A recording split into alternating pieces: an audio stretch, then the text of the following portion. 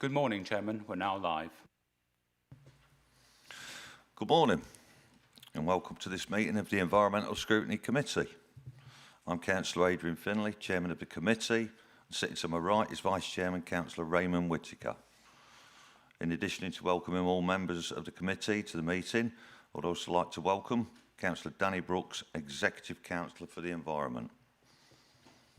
Before we begin, there's a standard announcement. If there is a fire alarm, we need to leave the chamber through the rear doors, into reception, assemble out in the car park and await further instructions. Please have your mobiles, laptops on silent mode. The hearing loop is now activated. Requests to speak will be collated by the top table. Please indicate early when you wish to speak. We now move to the formal agenda. Apologies for absence. Andrew, have we received any apologies? We have received no apologies as every member of the committee is here. Thank you. Item 2, declarations of members' interests. Do any members wish to declare any interests? Thank you, Chair. Yes, I declare an interest that the item 5 is in my division. That's fine. Thank you. Anyone else? No, thank you. Item 3, minutes of the meeting of the Environmental Scrutiny Committee held on the 19th of June. This item is to approve and sign the minutes of the last meeting on the 19th of June. Please turn to pages 5 to 24 of the agenda pack. The minutes are not for debate, but to agree that they are a correct record of the previous meeting. If you do have any questions of the content of the minutes, please contact officers outside of the meeting. Do I have a proposer? Thank you. A seconder? Thank you. All those in favour? Thank you. Those against? Any abstentions? No, thank you. Those minutes are agreed as a correct record. Item 4, announcements by the Chairman, Executive Councillors and Lead Officers. We do have an announcement today. I should read it out. On the 23rd of July, members of the Environmental Scrutiny Committee, together with council officers, district councillors and representatives of the Environmental Agency, took part in a site visit along the Lincolnshire coast. The visit began at Gibraltar Point National Nature Reserve, a site owned by Lincolnshire County Council and leased to the Lincolnshire Wildlife Trust to manage and operate. The trust officers gave us an excellent presentation on the history of the reserve and the important conservation work they do undertake. Often in conjunction with their own officers, we heard about the constantly changing coastline, the vital feeding grounds of wading birds, their work to protect wildlife, and the education programmes they provide for schools. We also discussed the ongoing challenges of securing sufficient funding to support the fantastic work they do. The visit then moved to the Seaview car park in Skegness, where we inspected the original 1950s sea defences and discussed their current condition. We considered a range of future options, including groins, rock armour, strengthening existing defences and other measures to improve coastal protection. It was highlighted that almost 40 miles of Lincolnshire coastline requires long-term investment to protect local communities, tourism, future development, food production, and the significant contribution to the coast makes to both Lincolnshire and the UK economies. Our final stop was at Huttoft, in the coastal park area at the council's car park and a converted boat shed, which is now a highly popular cafe. We discussed the park area and the work that has been done and is proposed to enhance the area for the natural environment and for visitors, and also the newly created National Trust Nature Reserve on the site of the old Sandylands Golf Course. Whilst we were there, we looked at the sand dunes and the concrete sea defences formed through the annual beach nourishment scheme, while also considering the potential consequences if coastal defences are not strengthened in the future. The information gathered from these visits will help inform the wider programme of working leading towards proposals due to be submitted in March 27, completing the Humber, the Lincolnshire Coast and the Fens 2100 strategies. Overall, the visit was both productive and informative, giving members a much greater appreciation of the scale of the challenges and the importance of protecting Lincolnshire's coastline for future generations.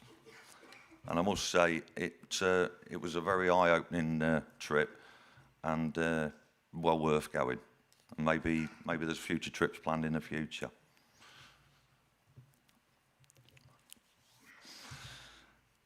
We'll now move to the Executive, Councillor Danny Brooks, if he has any announcements. Thank you, Chair. I've got a small announcement before we get into the agenda. I'd just like to let members know, firstly, I'm delighted to announce that Lincolnshire County Council's waste team has been shortlisted as a finalist in 3 categories at the LARAC Celebration Awards 2026. Our teams have been recognised for Best Partnership with Baby Bliss, Health and Safety Initiative of the Year for our work protecting staff and residents from battery fires, and the Household Waste Recycling Centre of the Year for the excellent work at Tattershall site. This national recognition is a real credit to our officers, frontline staff and partners, and I wish them every success when the awards winners are announced in October. On flood risk, I can report that we currently have 3 active Section 19 investigations, and all of those are on track to be completed in the KPI timeframe. And finally, I would like to thank all our officers and staff across environment, waste, flood risk management and planning for their continued professionalism and dedication in delivering services for the people of Lincolnshire. Thank you. Thank you, Councillor Brooks. Do we have any questions for Councillor Brooks? No, none. Thank you very much. We'll now turn to senior officers. Do any officers wish to make any announcements? Yes, please, Nicole. Thank you very much, Chair. I agreed that I would give a brief statement about the recent local government reform arrangement. So by now, hopefully, you will have all seen the announcement regarding the local government reorganisation, and that requires Lincolnshire to move into 4 unitaries. So the 2 Northern Lincolnshire of North and North East Lincolnshire unitaries obviously already exist, and they remain at the moment untouched. And for what is the other part of Lincolnshire, that will move to the creation of 2 unitaries. The working title of those is currently a Greater Lincoln model and a Lincolnshire Rural model, but I should just emphasise they are working titles at the moment, and that those names have yet to be decided. I want to assure the committee that over recent months, heads of service in the Police Directorate have been doing a considerable amount of preparatory work behind the scenes to understand what these implications are and what the options are that are under consideration. So we've been holding a series of workshops, service reviews and discussions with colleagues and partners and stakeholders, and from that we've built a really strong understanding of the challenges and the opportunities that reorganisation could bring. It's recognised that we're right at the beginning of this process, so it's really early days and there are still an awful lot of questions that we're asking that we haven't worked through the answers for. Jonathan Evans and myself, we've been tasked with the lead for LGR for the Police Directorate, and as part of that work we've established a governance structure. So we've got a project team and a strategic board, and then sitting under that we've got a series of working groups that are going to focus on the kind of the specialist things in the Police Directorate. And we'll be looking at things like the statutory responsibilities, operational requirements in order to keep the wheels turning on business as usual, but also about the future ambitions, about how we deliver services across Lincolnshire and Greater Lincoln as we go forward. We recognise that these place government arrangements will ultimately need to align with what the corporate model is and what their expectations are, and I understand there is a meeting next week in which those proposals will be put forward and hopefully agreed. One of the most important milestones will be the creation of the Shadow Authority. Based on the current timetable, those elections are expected to take place in May 2027. The Shadow Authority will then operate until vesting day, which is the 1st of April 2028. During that period, the existing councils will continue to deliver services, but for many of the key decisions about the future of the council will be considered by that Shadow Authority. This is not simply a case of moving services into new councils. We have the opportunity to influence how these services are designed from the ground up. And if we engage early and collaboratively with our district colleagues, our partners, our stakeholders and our residents, we can help create two authorities that deliver genuinely joined up place-based services. We're at the beginning of the journey, as I've said, but the key message for me is the simple one. This represents significant change, but everybody we talk to who's been through this model from an officer perspective tell us they would never go back and they prefer working in a unitary model when they finally got there. We have some exceptionally talented people across the Place Directorate delivering services who make a real difference already to residents every day. And we should be confident in the expertise that they will bring and the ambitions that they have that they will bring to play in shaping that future. For us, yes, it will be disruptive. Yes, it will be challenging. Yes, it will be hard work. But I think for all of us, we're also incredibly excited. Thank you, Chair. Thank you very much, Nicole. I'm sure there's a lot of work behind the scenes going on and a long way to go. So I think today, as much as everybody, I'm sure everybody's got a lot of questions. There's still a lot of work to do before we can worry about asking the questions that might already be covered. But, Councillor Baxter. Thank you. You're possibly right that it's a bit early to be asking questions, but I wondered if Nicole or anybody else has any thoughts on waste disposal, given that the vast majority of our waste goes to the energy from waste plant which will be in the Lincoln Authority, leaving the rural Lincolnshire without a place to put the waste within that authority. Any thoughts on how that will be reconciled?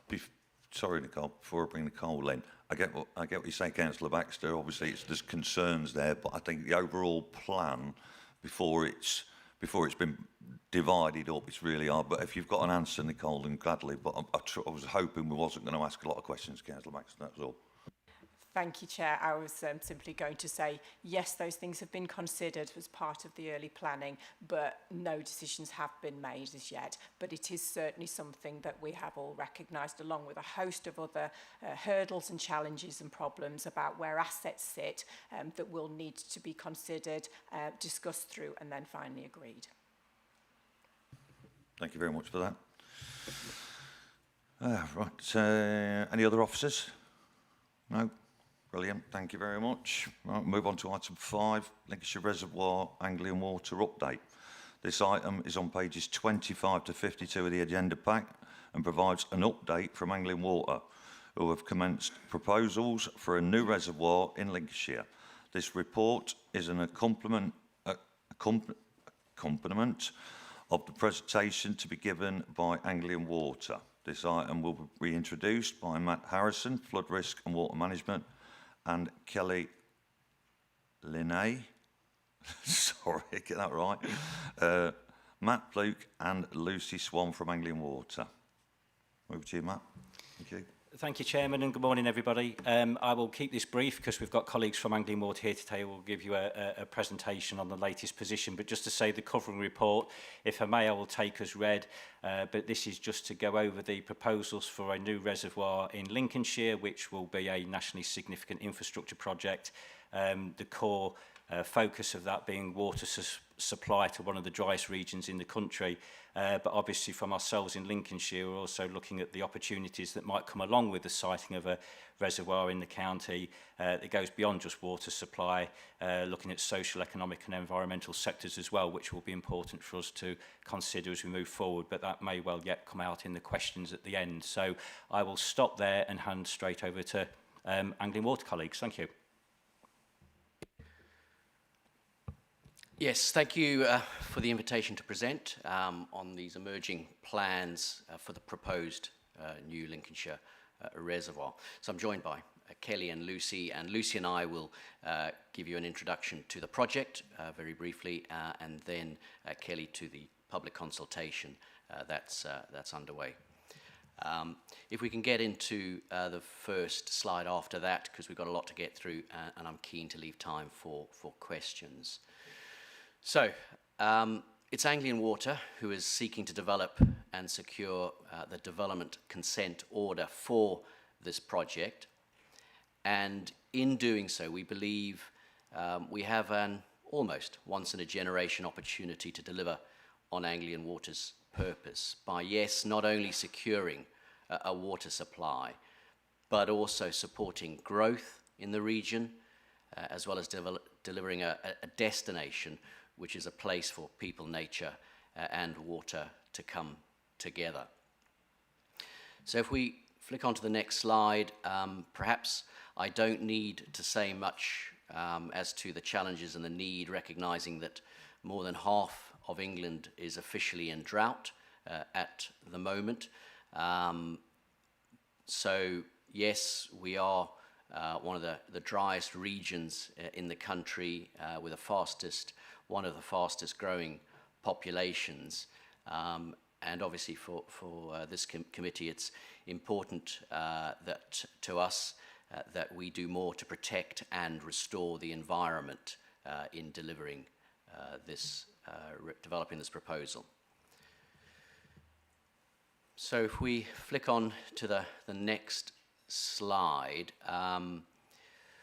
in terms of protecting and restoring the environment, it's vital, it's important that we leave more water in the environment for numerous good reasons. What's highlighted on this slide is we need to do that for our precious chalk streams.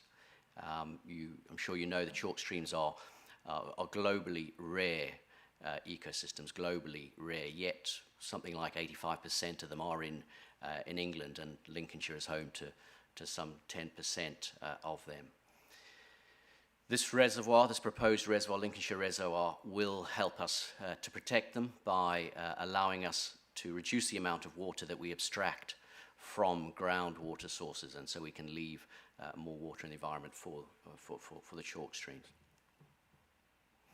If I now just briefly talk about the reservoir site. I'm sorry that slide's not as clear as I would like, but I'm sure you know that this multi-billion-pound project, you know where it's located in terms of the main reservoir site being about 5 miles southeast of Sleaford. So that's where the main reservoir site is located, and will supply water to customers in Lincolnshire as well as to the wider region. Anyone familiar with our Grafham water? It's a similar size, slightly smaller than Grafham water, to give you a sense of scale. And the next slide demonstrates that this project is so much more than just a reservoir. We are going to need to transport and treat water across significant distances in Lincolnshire. That diagram shows that the main source for the water is expected to be the Witham, and that will be supplemented by the Trent as necessary as well. So that's the briefest overview I can give of the project. I'm keen to give Lucy some time to talk about our plans to protect and restore the environment through this process. Thank you. Thank you, Matt. As Matt have said, we'll be submitting a development consent order for this, and as part of that, we'll be submitting an environmental statement. Lucy, sorry to interrupt. Can you just be conscious of the mouthpiece because it won't get picked up on the audio? Thank you. Is that better? Thank you. As part of the environmental statement, that will show how we've assessed the impacts on the environment of the project. And we're right at the beginning of that stage at the moment, still in the data gathering stage. It's quite a large project. There is a lot of data and survey information to gather and a lot of stakeholder engagement to happen. And we're in the process of that at the moment. We'll be submitting a scoping report to the Planning Inspectorate, which will detail the methodology and the scope of the environmental impact assessment and a summary of the environmental baseline that we've gathered to date. And then we'll go into the impact assessment stage, and it's an iterative stage, sorry, yes, this slide still, of assessing the impact on the emerging design, feeding mitigation measures into that design, going back, assessing again. Have we made the right decisions? Yes, no, go back, reassess. Once we've collected all that data, are our assumptions true? Do we need to go back and check anything? So we've got that level of environmental assurance overlying the engineering design as we go forward, and that will happen all the way through until the submission of our environmental statement in a couple of years' time. If we move on to the next slide, I just wanted to bring out a few environmental benefits here, and I wanted to lay the point that not only is this water resilience project, but we really do want to deliver on a local amenity space and improvement in the biodiversity in the local area as well. And also, as we go through stakeholder engagement, little opportunities also come out from speaking to people and the wider stakeholder community. Maybe, for example, local flooding areas and where our project overlaps maybe some of the upstream water sources of that flooding, we can introduce nature-based solutions and hopefully alleviate that sort of flooding. It's those sort of things that we're sort of pulling threads at the moment to see where the opportunities are and where you can sort of add value to the local area as well. I'll hand back to Matt. Thank you. So on to the next slide. As Matt and Lucy have both said, that this is not just an opportunity to secure water supplies and deliver environmental benefits. It's also an opportunity to deliver social and economic prosperity. So to supplement the environmental impact assessment and the statement that will get submitted, we are also developing a socio-economic strategy. We want to, through this, to explore how we can deliver and others can also deliver, so we can enable others to maximize the benefits. And we need to do this within the constraints, obviously, of the development consent order. That slide simply shows some of the themes that we are exploring as we look at the social and economic benefits. The strategy is not complete, and I haven't got time to talk through each of those themes, but needless to say, a large infrastructure project like this creates opportunities for local people. During the development of the project, and particularly during the construction phase, we expect to generate jobs, apprenticeships, graduate opportunities, and skills development across a range of sectors. And it's important to say that those skills developed through this project will remain in the county long after the construction finishes. And so we're keen that as much of the economic benefit stays local as possible. That means engaging local Lincolnshire businesses, creating opportunities for local suppliers to participate in the supply chain wherever possible. And I say that because it's success for us isn't simply building infrastructure, securing the water supply. It's about making sure that this investment leaves Lincolnshire in a stronger position economically, socially, and environmentally than before. I need to hand over to Kelly. Thank you, Matt. So we can move to the next slide after that one, please. Wonderful. So we so far have had 2 phases of consultation. We had phase 1 in 2022 when we presented our location for the reservoir and what was then a very early design concept. Then in 2024, we held a second phase of consultation. At that point, we presented our emerging design, the principles and vision that we were adopting for the emerging design, and also our early water infrastructure proposal. So looking at the upstream transfer, how we were going to bring the water into the reservoir, and then also taking out the clean potable water and putting it into the network so it could reach people's taps. So we're now moving to our phase 3 of consultation in autumn this year. And we also intend to have a 4th phase in around another year's time, at which point we will then move to doing our application. So that final phase of consultation will be very much more where we are heading with the project, with our application. So there'll be the detail at that stage, but phase 3 is a stepping stone to help us get to that detail. So if we can just move to the next slide, please. So what are we looking at as part of our 3rd phase of consultation? So we've been developing our designs, taking on board all the feedback that we've received at the previous rounds of consultation. And there's some key areas that we need to explore with stakeholders to allow us to take our design to that further detailed stage. So at the next phase, we're going to be looking at the options for renewable energy. So we're looking at ground-mounted solar and floating solar. We have at this stage discounted wind as an option, and so we will be presenting our thoughts around that. We will also be presenting our thoughts. There's currently a 132 kV electricity line running across the bottom third of the site. This needs relocating, so we are looking at what those options are and be presenting them to take people's feedback on board.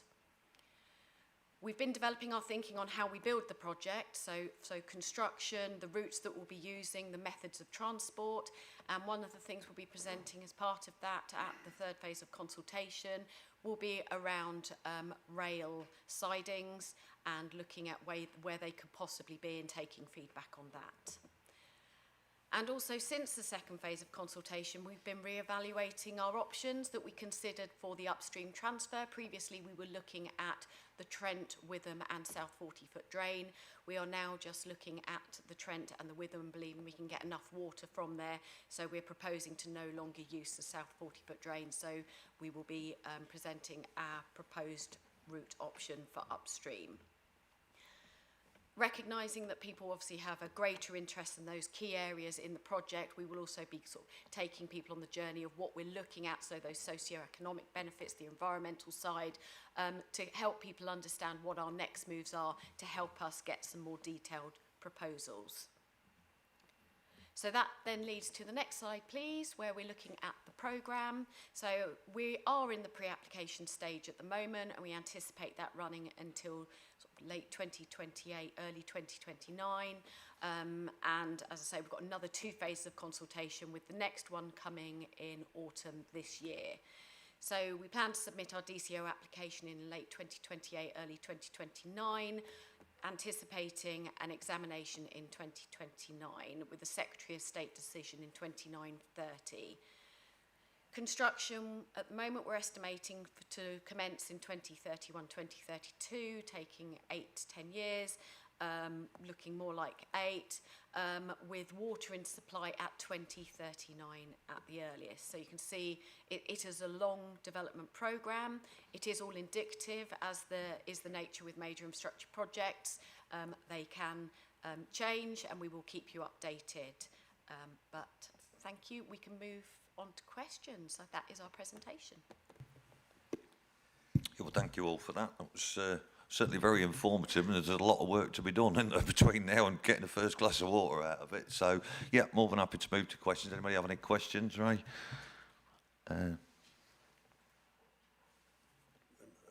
Councillor Wimhurst. Thank you, Chair, and thank you all for an excellent report. We've just got a couple of little reservations regarding the reservoir. First off, is you say it's going to be, the water's going to be used for Lincolnshire and the wider area. So how much is getting diverted out of Lincolnshire? Just if you could just let us know how much would be going, that'd be great. Thank you.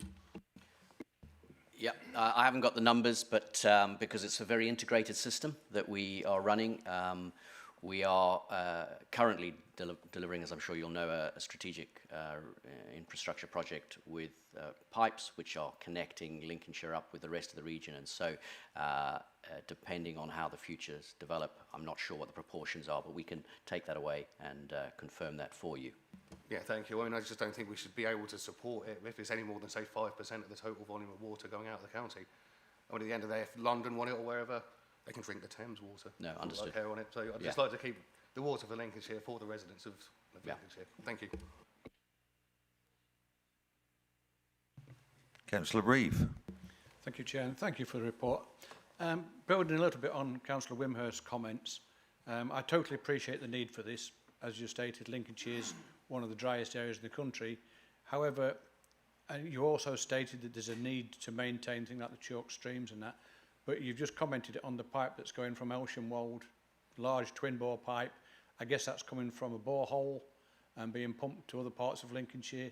It seems strange that we're exporting water via that pipe to other parts of the country, yet at the same time quoting the fact that we've not got the rainfall locally. The two don't seem to balance out somehow. I know in some respects we're looking at the whole country, but you're still using the justification that there isn't the water here, yet you're in the process of putting a massive pipe in to take it in different parts of the country. Is the underground aquifers being protected? Are they being drained dry by this pipe? Are the chalk streams protected? I just don't quite see the way it all ties together. Thank you. Yeah, so this is a tricky balance that is managed through our water resources management plan. So Anglian Water, Cambridge Water, all the water companies have 25-year water resources management plan to understand how to, address those local issues, but also in the context of the wider Anglian Water region in our case, and also there as a Water Resource East, which is also there to support that. So I can't get away from the fact that it is an integrated system, and that builds resilience for Lincolnshire as well, and this will provide some water for Lincolnshire as well. Some water will be exported out of Lincolnshire, absolutely. Yeah. Thank you. Councillor Whittaker. Thank you, Chair. I've a few questions for you. The first one is river abstraction. With the plan relying on high flows from the River Trent and River Witham via a direct pipeline, how will the low flow periods or drier summers affect abstraction and the local river ecosystems?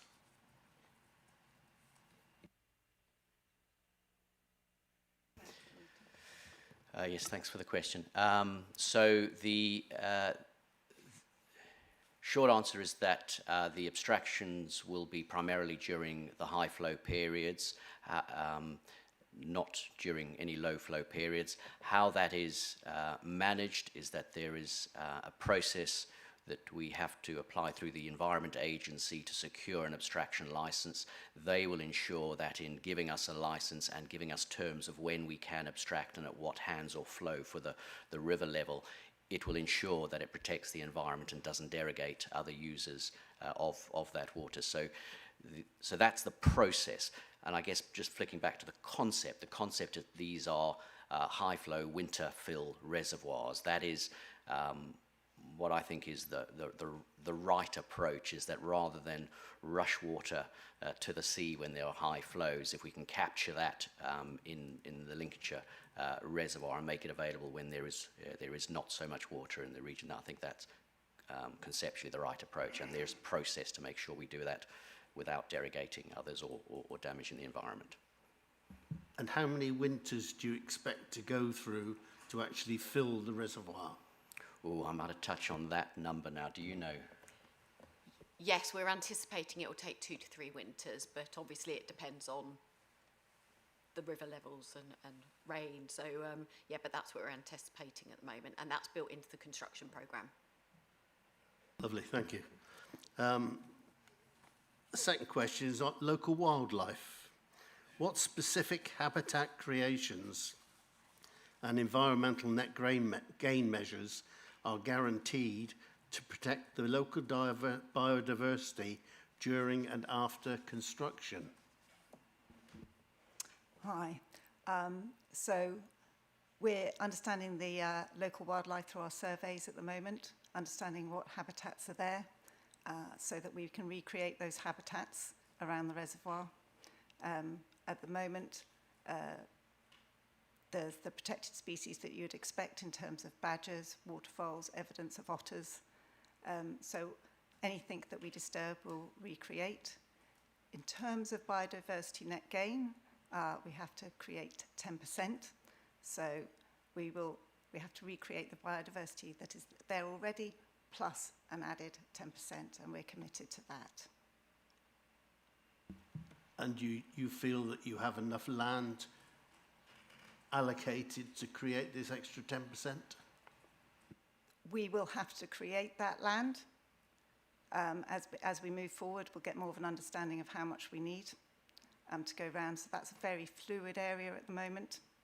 As we get more and more information over the coming years, that will change undoubtedly. And we'll have to flex with that as we go forward. Thank you. Might even end up with more than 10%. Councillor Baxter. Thank you, Chair. You won't be surprised. I've got a few. Thank you for the presentation and for regular updates on this. I couldn't read the presentation.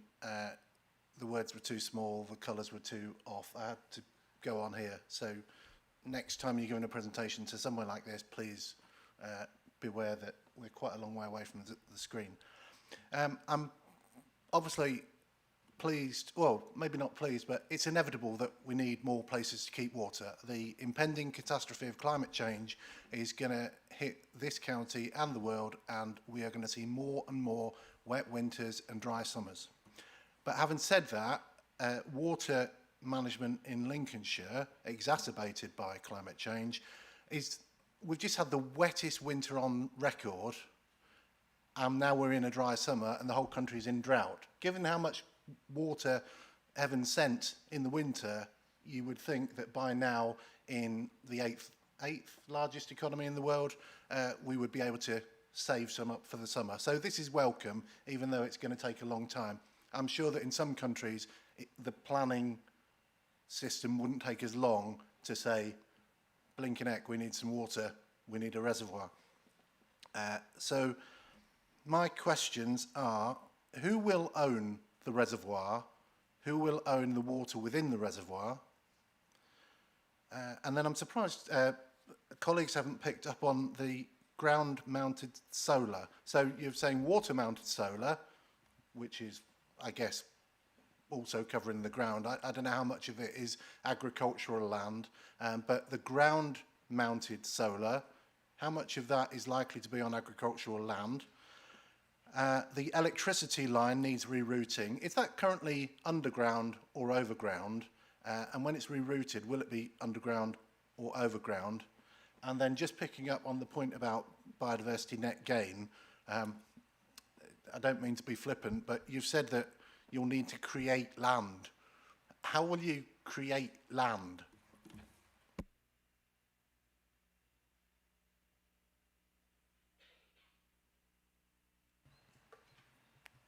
Any of you wish to? Right, okay, oh yeah, no problem. You take your time. We've got to get it right. Don't feel pressured. Take your time. Apologies, Chair. I should have gone through you with all that. I do beg your pardon. I was going to request just a couple of questions at a time in case others covered some of your questions, Councillor Baxter. But no, I get it. You've managed to ram it all into one, which is just gives them a little bit of work to do. So we are looking as part of the project for an infrastructure provider. That is work that is ongoing and will sort of be coming forward in the coming years. We're at the very early stages. That infrastructure provider will own the reservoir. They will construct the reservoir. They will own the reservoir. We don't know yet how that is going to work, but we will absolutely, as in Anglian Water, will be responsible for the water infrastructure. So we will manage that water. That is the intention. But they are all discussions that are in place at the moment. It's too early at this stage to say how that is going to work. But that is that's been used on the Thames Tideway model, and it has proved to work. So we are looking at that model as the operation of the reservoir. Chair, if I might intervene there, thank you for that. This infrastructure provider, can you say whether or not it's likely to be Anglian Water or the government? We can't at the moment. It's likely not to be the government, I would assume, but yeah, I couldn't say with any certainty how that's going to work. That's not our specialism here today. That's certainly information that will be coming forward because we're in early stage conversations about that, but we haven't sort of gone out to any potential infrastructure providers at the moment. We're just looking at the model on how that could work for the project. Okay. With regards to ground-mounted solar and how much, that is something we'll be presenting more detail on at the third phase of consultation. With regards to how much, it is how much that we need to operate our assets for the reservoir. So it's specifically for the running of our assets. So we are working through that at the moment. Lucy, do you have any more information from the environment perspective on the renewables? Other than that, we've recently been doing a sort of environmental sifting piece on locations and feeding that back into the project. And I guess the results of that will be, in terms of location, will be presented at the third consultation. And then onto your point about the 132 kV diversion, we are looking at routes at the moment. Recognising, yes, there is potential for overground and underground, but routes is our focus at the moment. We haven't sort of delved into that level of detail. We need to know the route before you can think about how it's done. So that's what we're going to be presenting at Con3. And I think the last question was regarding biodiversity net gain. There's quite a large construction footprint for the reservoir, and it's creating the habitats from that construction footprint as construction goes away, and creating habitats which tie into the existing ecosystems within there. Thank you, Chair. The first three questions were don't know, and don't know. I don't know that I've understood the BNG question. You're saying that the construction of the reservoir will involve a footprint. So you bring all the vehicles, materials, everything else on site, and then you remove that infrastructure and say, here's some new land. Have I misunderstood? So the biodiversity net gain, you take what was there before, so if it was agricultural fields there before, and you assess how much biodiversity was in that agricultural field, and then you try and improve that biodiversity from that original baseline status. So it's improving biodiversity from that original status, which was largely agricultural fields. That's what we're looking at. Thank you. Councillor, am I right in thinking, before bringing Councillor Carrington, am I right in thinking that obviously you're here today and you're happy to answer questions and you're struggling a little bit with the finer details because it's still, you've got to go through the consultation stage and then it will develop as things comes on, and I'm sure the end product will be open for a more debatable scrutiny process. Absolutely. So as we're leading up to a consultation process, those answers will emerge through the consultation, and then the feedback that we get from those options that we are presenting will then be fed into the design, and then we'll go to a further phase of consultation where we'll be presenting a much more detailed design, and that is when you'll have all the the majority of the answers, maybe not all of them, because more questions may come forward. But it's an evolving, iterative process that is based on taking the feedback that we receive to help us create that design. If we can't just, well, we could go ahead and just do it, but that's not the way. We want to make it the best project we possibly can.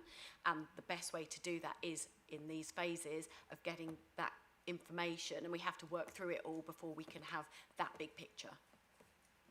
So it may involve a compromise, but at some point you will have a completed plan of it. Yeah. Very much so. Thank Yeah, you. that's our final phase of consultation. Thank you. Councillor Carrington. Thank you very much, Chairman, and thank you for the presentation. Really, really interesting. And please do speak into your microphones, because for those of us who are a bit challenged in the hearing area, it can be a struggle sometimes to hear what our visitors are saying. Chairman, I've got 3 questions, but first an observation, and then I'll do the questions one by one, as you see fit. The observation really is triggered by some comments of fellow members about not all this water is going to be used in Lincolnshire. Isn't that dreadful? Right now, as we speak, in this meeting, 2/5 of all the electricity that we're using is generated either by nuclear or by wind, and the vast majority of wind is not in Lincolnshire. So I don't see anybody objecting to wicked foreign electricity powering us. I'm not quite sure whether we should object to other people drinking, quotes, our water. Similarly, I spent a chunk of my childhood in the Lake District. Most of the lakes up there are made by Mother Nature. Some of them aren't. They're made, or were made, by man. Great cities in our country, like Manchester, or with regard to resources in Wales, Birmingham, could not exist and would not have come into being without access to water resources from elsewhere. The Flood and Water Management Act tried to make us all think about water as a resource rather than a problem. We've got too much of it at one point or too little of it at another. We are way behind in getting a proper set of integrated national infrastructure for water, for power, for the basics that we need to live a modern life. So this scheme is part of that. I wish there were more of them, but I'm not going to stand here and cavil if some of our water goes down to East Anglia. We need more reservoirs, not fewer. But I have 3 questions, Chairman, and my first is, and I should say that I don't think it's an interest to declare, but just to be transparent, as Deputy Leader and an Executive Board member at North Kesteven, this is a North Kesteven site, we've had a number of briefings from Anglian Water over a number of years. Can I just ask about economic development? As far as the district council I'm on is concerned, one of the key potential benefits of this is economic development and public amenity, not only in the short term, in the construction period, but in the long term. And going back to Nicole's comments earlier, we are in a period where NK and this county council will cease to exist, and I'm sensing yet another thing on the 10,000 things on the list of things to do. But can you reassure me that economic development and public amenity long term, as well as during the construction phase, and social benefit during the construction phase, is going to be a key feature of this going forward? Thank you, Chairman. Yeah, I'd be very happy to assure you of that. We are developing, for a number of reasons, we are developing this project as a development consent, for a development consent order, the national policy statement that we have to work to secure that development consent order requires us to consider social and economic opportunities as we develop them. So we will fail if we don't on that count. Furthermore, this is a water industry project, and we have obligations under the Water Industry Act as well to provide access for recreation to the water and the land.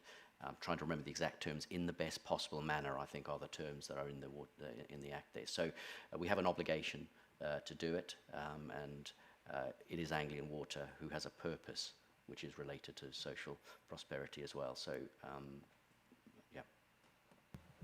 Thank you for that. May I go to question 2? Thank you, Chairman. That really relates to your comments on where the water's going to come from. I hope I'm remembering accurately, but I think that's gone through a number of iterations since the scheme was first mooted.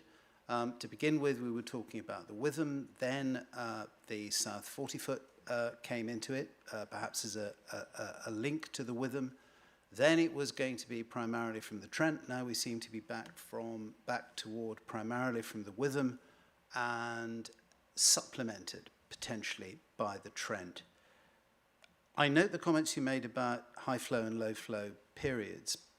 It was the hope of some of us that the very significant problems of flooding particularly in the Witham Basin, could to some extent be ameliorated by basically taking water when we had too damn much of it and putting it in this big hole in the ground, which is probably not the way you guys would express it.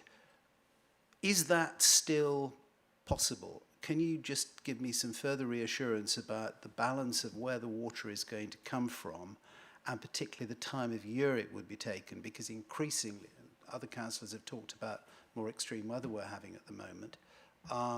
Increasingly in winter, we are getting more and more and more flooding in the Witham Basin, and that river, because of constraints on the Environment Agency impose almost on themselves in terms of funding, those embankments are fragile, and the more water we can get out of it and into somewhere else at key times, the safer our people will be. I'm happy to start the answer to that. Lucy, I don't know if there's anything more to be said on flooding once I've spoken, but I'll leave that to you. So, picking up on the first point about the sources of water, the process that we've been through the Water Resources Management Plan is looking at a large variety of sources to see which are the best in terms of locality, water quality, and quantity as well. And the recommendation was to abstract from the Witham and the Trent. That was and has been consistent in that. You're quite right to mention that the South 40-foot came into it as well, and that was through consultation. Largely is that we've worked with numerous organisations, South Links Water Partnership, for example, and they were seen as value in transporting and perhaps abstracting the smaller amount of water that is available in the South 40-foot as well. In response to those suggestions, we investigated that carefully, and it is particularly challenging the South 40-foot with the water quality to be able to make that work, and it doesn't add very much quantity. So we are back to where we largely always were, which is abstracting from the Witham and the Trent, but the Trent sort of supplement is obviously already connected into the Witham, and that will continue. So, and so that's the sources, and then yes, this is primarily a winterfill reservoir, and that's what will be agreed through the abstraction licenses that we need to secure from the Environment Agency. So yes, they are also winterfill.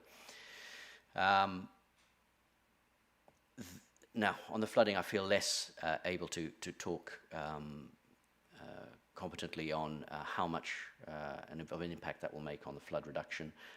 The fact that we are abstracting when the flows are high should make a difference, but equally, flooding is quite peaky, and so how significant that impact is the question I've got in my mind. In principle, yes. In practice, how much? I'm not sure. I don't know if Lucy can add, or we still got that work to do. Yeah, no, sorry, no, we can't really add to that. The Environment Agency have just reviewed the flood model for that area of theirs, which we then need to take as our baseline and do the flood modelling on top of that. So we're a bit aware of that, but I'd probably add to Matt's caution in terms of it. Hopefully it will help, but it's definitely not going to be a magic bullet for flooding in the area. I have one more, but I'll wait if others are queuing, Chairman. It's up to you. While you're in full flow, Councillor Carrington, you might as well take it. Oh, full flow. There's a wave of these coming, clearly. Just one more. Right now, Lincolnshire is, as we all know, and you'll have known if you've driven here today or come through on the train, is basically burnt to a crisp, as is much of eastern England.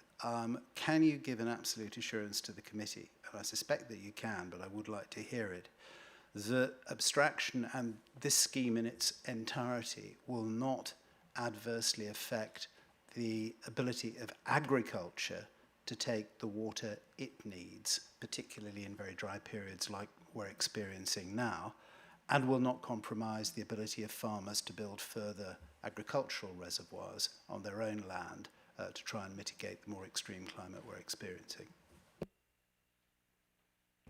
No, fully understand that concern, and that is why earlier I tried to explain that not only is that on us to make sure that we don't derogate others' use of the water, there is a well-established and robust process working with the Environment Agency where we must demonstrate that we need this water. First of all, we do need this water, and they need to satisfy themselves with evidence based from us that it will not derogate others. So there is a process which is, and it's not our process, it's others that we've got to adhere to ensure that. So.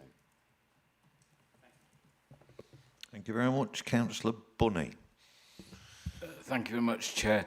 My concern's a little bit to do with picking up one of the threads to do with the amount of water required in this area. It seems to me that as we get more and more development going on, we get more agricultural needs and drier summers and so on, that the supply of water is going to be increasingly a problem in the future. And I'm just wondering to what extent this reservoir has taken into consideration the future needs for water in the area.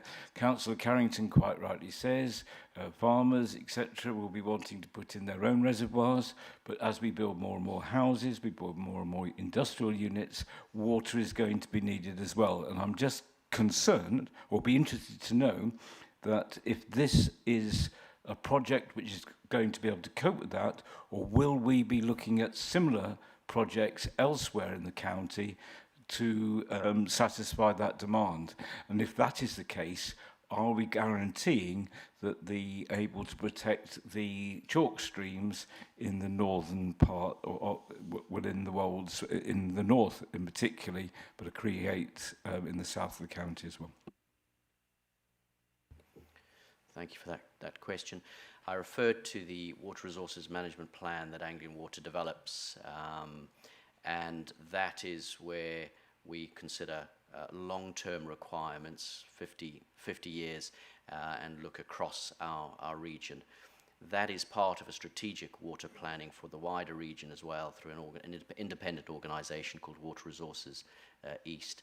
And so the process that is followed within Water Resources East, and particularly within the our Water Resources Management Plan, is a best value planning framework to ensure that we identify not only that we secure the water over that period, but we also do it in the best available manner. And that 25-year Water Resources Management Plan has identified through this best value planning process that the Lincolnshire Reservoir is necessary and should come first. That Water Resources Management Plan, which I haven't got in front of me at the moment, does contain other schemes for the wider Anglian Water region, which we'll need to follow on so that we can keep up with supply and demand. So, if I've got this right, there could well be proposals for other reservoirs in Lincolnshire or the Greater Lincolnshire area. Currently, I live in the area which is served by the internal drainage board, so the Ancombe and so on. We're pumping an awful lot of water every day, as all IDBs are, out to the sea, fresh water. It would make more sense, surely, to store that water inland for use in the Scunthorpe, Grangesborough area, rather than wasting electricity, diesel, whatever it might be, in pumping it out. And I do hope that those sorts of things are considered in the future plans. So, whilst not having the Water Resources Management Plan in front of me, I do know that there are no other reservoirs identified in Lincolnshire in it, in terms of from Anglian Water's development perspective. And various locations for the reservoir and sources have been considered to make sure that we choose the best place to be able to capture these winter flows. So that's as much as I can say in response to that. I imagine with public meetings and parish meetings and council meetings, you're gathering up a lot of information of people's views on what's required with the overall plan. But Councillor Reeve. Thank you. Thank you for allowing me the second question. Councillor Baxter commented that he was surprised that we haven't picked up on the ground-mounted solar. Yes, I had. It's one of the things I don't particularly like, but I'd just like to ask one question at a time if I can. So moving forward, I think Lincolnshire has been unfairly picked upon for NSIPs, particularly ground-mounted solar. We've also got NSIPs in position for overhead power lines. Now we've got this reservoir as well. that particular area is going to be significantly impacted by the construction and the final project that's there. I really don't want to see more ground-mounted solar put in place to supply the energy needs for it. There's going to be so much surplus energy in Lincolnshire if all the other NSIPs go ahead. On top of that, you mentioned water-mounted solar. I don't really like the idea of that either. This needs to be an amenity for the local area, and I don't want to see massive parts of the surface of the water being covered in solar panels. I'd like to see that being able to be used for water skiing, jet skiing, canoeing, open water swimming, not saying, oh, we can't use it because once again, we've covered the area in solar panels that we still find in the winter we have to subsidise with bringing the power in from elsewhere because they don't work. So I'd ask you to think twice about putting massive arrays of solar panels in the area as well and increasing the impact that Lincolnshire is already suffering big time. Thank you. I understand those concerns, and Kelly was making it clear that we're at an early stage still of the project where we are very keen to hear views like that as to how the project develops and where our priority should be to make sure that we are responding to local needs. And whilst doing that, we also do need to be aware of our obligations under the Development Consent Order and the National Policy Statement, which does require us to demonstrate that we have considered opportunities such as solar, renewable energy, etc. We have to demonstrate that we've considered that. And from an affordability for customer bills, water customer bills perspective as well, we need to consider that to see if that does provide an opportunity as well. So these are all in play at the moment. We have not closed our mind on what the right solution is. We're very keen to hear through this next consultation phase as we try and develop the right solution. If I could just make a little comment. Yeah, thanks for that. But just bear in mind, it's not all about the cost. The locals in this area have got a massive impact. People are going to lose their livelihoods, their farms, their lands. The least impact there is, and the better the amenity is following this, the better. So it's not all about the sheer cost of it. Thank you. Fully understand that. Yeah, thank you. Thank you again. Councillor Robinson. Thank you, Chair. Firstly, last time I checked, our economy was the 5th largest in the world rather than the 8th. I know Rachel Reeves has done a bad job, but I didn't think it was that bad. Firstly, I just want to thank Anglian Water. I had a few issues in my particular area, Mablethorpe and Louth, and they came within 20 minutes. They fixed the problem very well, very good. And they also were very respectable as well. So I thank you very much for that service. I want to know if there is any feedback or concerns which came through the phase 1 or phase 2, which has meant that you've had to adapt your particular plan. And also going back to the floating solar, is the floating solar specifically just to create energy, or is it evaporation resistance as well, and is there any more benefits to that as well? What I would like to see personally is a mixed approach. If you are going to put these floating solars on, I don't think it would be useful if it was completely covering it. I would like to see a mixed approach, like Councillor Reeves said, water sports on maybe 3/4 of it and maybe the solar on the other if you're going down that route. And also this floating solar, would that produce energy for the pumping system directly? Thank you. Thank you. If I just take the consultation feedback received to date, that feedback has absolutely helped us shape our design. So the first phase of consultation, we presented the site and the emerging ideas and asked people very much of what they would like to see at the reservoir. So those recreational benefits, so that has absolutely fed in. Then at the second phase, there was the focus on the associated water infrastructures, and we got a lot of feedback, particularly from the landowners, those directly impacted, on how we could adapt our route, and we have done that where we can. We have considered all that feedback and adapted where we can. and also through feedback from working with our technical stakeholders, and also things through the survey results. That's one of the reasons why, again, no longer using the South 40-foot drain, recognising that we've got enough water coming from the Witham and the Trent, and no longer needing to use that. So yes, this is the answer. That feedback very much has helped to shape the project, and particularly around the pipeline, but also around the socio-economic benefit side, and what the project could provide. I mean, we don't know what is going to be in fashion when this is in use. So something like paddleboarding, for example, is something that a lot of people do. Whether that's something people want to do in 2039, we don't know. So we will need to adapt that, but we can take the ideas that we're gathering now to make sure that is the case. And can I pass to Lucy for the floating?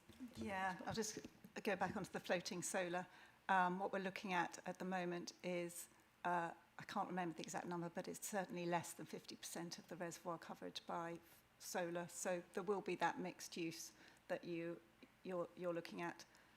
We haven't gone through the details and the safety and how that mix would interact. That's a concern that we've got to overcome and look at a little bit more. But yeah, we would never cover the whole reservoir with solar panels, because that would not fit the actual vision that Anglian Water has for the reservoir. Thank you. Councillor Parkinson. Thank you, Chair. I think it's fair to say that public faith in the planning process is quite low at the moment. I think a lot of us have seen that within our divisions, different planning applications. And the recurring theme tends to be that as the planning goes on, as the years go by, the costs increase. And what then happens is all of the non-statutory requirements from those planning, so in this case would be, for example, the recreational facilities, end up disappearing to cover the increasing costs on things like construction costs. So can you give us guarantees today that when there are commitments made to creating these recreational facilities, that they will happen regardless of an increase in things like construction costs? So the commitments that we make will be built into the development consent order, and if that's granted, then we are committed to delivering them. So whether it's ourselves or an infrastructure provider, they absolutely have to be delivered.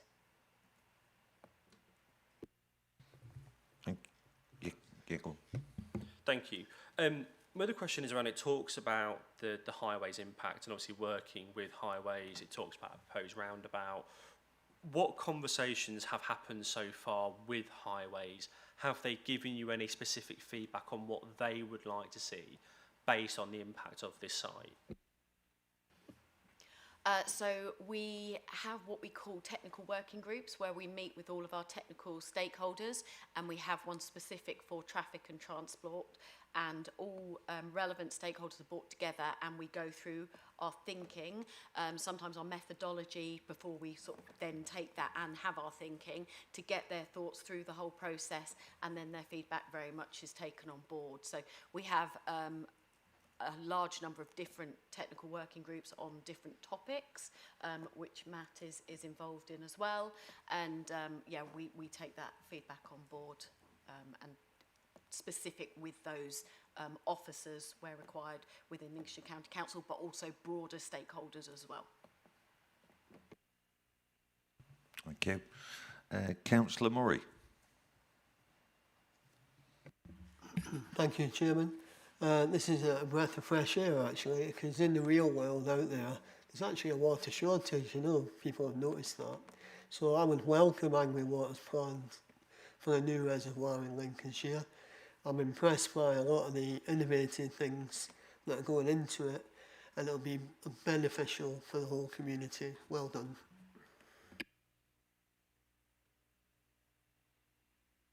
Thank you. Oh, no one else? Councillor Robinson. Sorry, just a quick question. A lot of these NSIPs end up going over budget. I was just wondering, do you have any plan if this project goes over budget, or will you just keep increasing the prices onto the consumer? Thank you. I think we are not in a position to answer that today. I don't think that's any of our speciality. We have a programme team that's keeping a really close eye on budget. Obviously, we don't know where the capital programme cost is going to end up, but we are keeping very close eye on that, and that's something that will keep emerging. But I don't think we're placed to answer your question today, I'm afraid. Councillor Baxter. Thank you. Following on for that, I don't suppose any of you know whether the water superhighway, the Blue Pipes project, is that on time and on budget? What you're referring to is the Strategic Pipeline Alliance. That is outside of our project completely, so I can't answer that. We can take that away and find out and come back to you on that, Councillor Baxter. Lovely, thank you very much.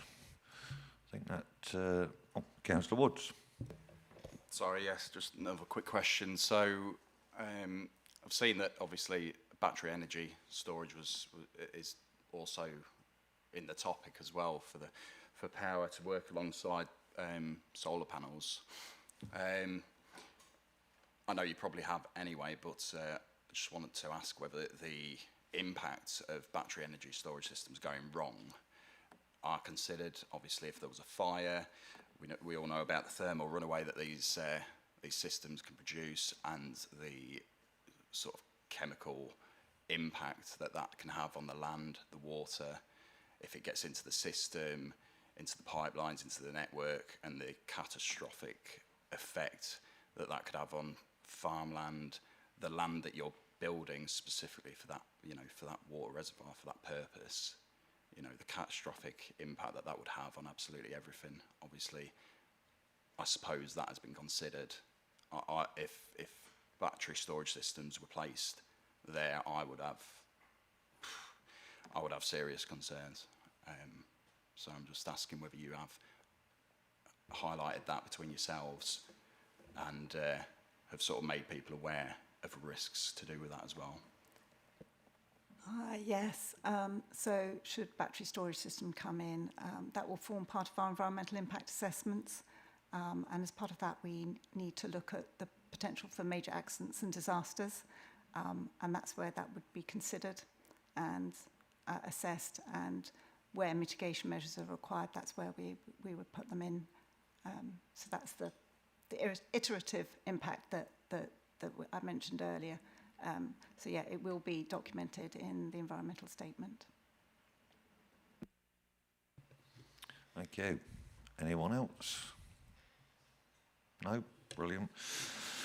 Well, look, thank you for your questions and comments. That concludes this item. I'd like to propose that we have debated and discussed the proposals for the new reservoir in Lincolnshire and request that Anglian Water takes into account any considerations highlighted, including the need for additional facilities as part of the development of the proposal. Can you please raise your hands if you agree? That's unanimous, thank you. Right, I think due to the length of that item, we will take a short break because it is quite hot and I'm sure everybody's thinking about topping up a glass of water, etc. We'll resume at 11:25. Thank you.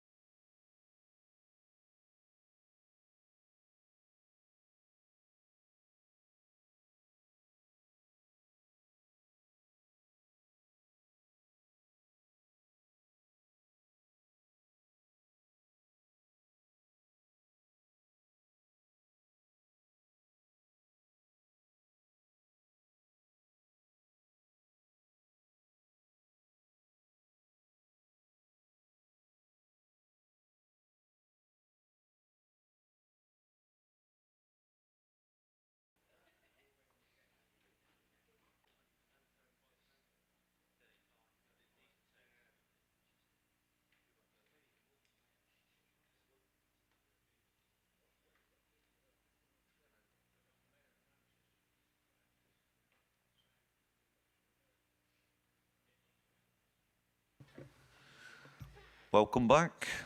You're all refreshed, topped up and ready to go again. Item 6, reprocurement of the mixed dry recycling services contract for Lincolnshire. This is a pre-decision scrutiny report and can be found on pages 53 to 66 of the agenda pack. This decision is due to be considered by the Executive Councillor for the Environment between the 5th and the 12th of August 2026. This report will be presented by Leanne Fotherby, Senior Strategic Commercial and Procurement Manager, Rachel Stamp, Waste Partnerships and Projects Manager, Carl Newell, Commercial and Procurement Manager, Nicole Hilton, Assistant Director, Communities and Deputy Director of Place.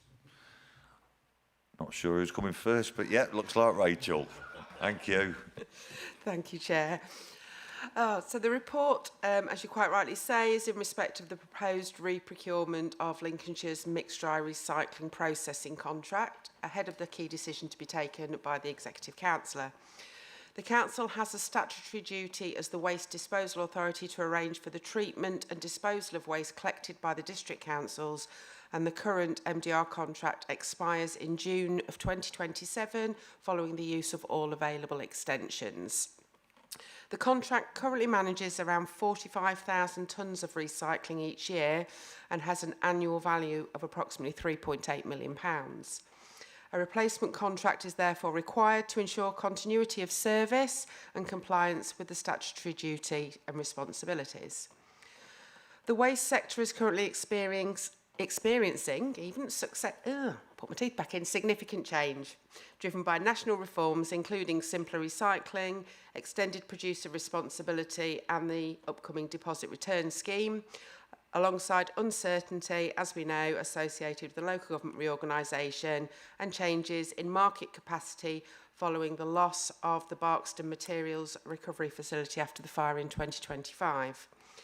To provide both stability and flexibility, the recommendation is to procure a new contract for an initial term of 4 years with the option to extend for up to a further 2 years based on a one-year basis.